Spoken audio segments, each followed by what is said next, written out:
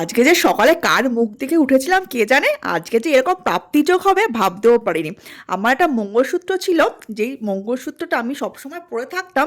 আর সোনাই যখন ছোট ছিল ওকে কোলে নিয়ে ফিটিং করাতাম, ও সবসময় ওই মঙ্গলসূত্র ধরে টানাটানি করতো শুয়ে শুয়ে। আর একদিন টানাটানি করতে করতে ওটা ছিঁড়েই গেল। তারপর থেকে মঙ্গলসূত্র আর পরাই হতো না। আর চেঞ্জ করব করে করে আর করাও হচ্ছে না। তা আগের দিন ভাবলাম হঠাৎ করে যাই, এবার চেঞ্জ করেই নিয়ে আসি, গলাটা অনেকদিন ধরে ফাঁকাও ছিল। তা ভাবলাম যে একটা মঙ্গলসূত্রটা নিয়েই নিই।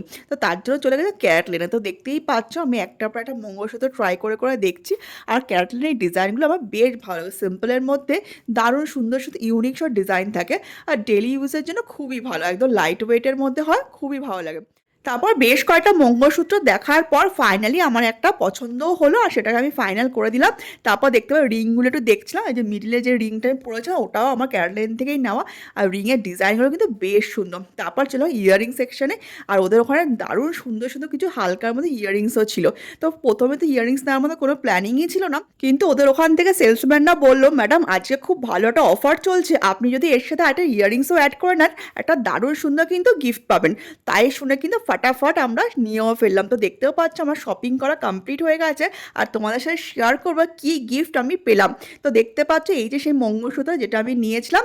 তো একদম সিম্পলের মধ্যে ডিজাইনটা কেমন লাগলো অবশ্যই জানিও। আর তার সাথে নিয়ে নিলাম হচ্ছে ইয়ারিংসটা। ইয়ারিংসটা কিন্তু দারুণ সুন্দর, দেখতেই পাচ্ছ একদম লাভ সাইনের মধ্যে একদম ছোট্ট ইয়ারিংস। আর এই দুটো কেনাকাটা করার জন্য এর সাথে আমি পেলাম হচ্ছে দুটো গোল্ড কয়েন। ভাবা যায় আজকের দিনে গোল্ড কয়েন পাওয়া মানে ভাগ্যের ব্যাপার।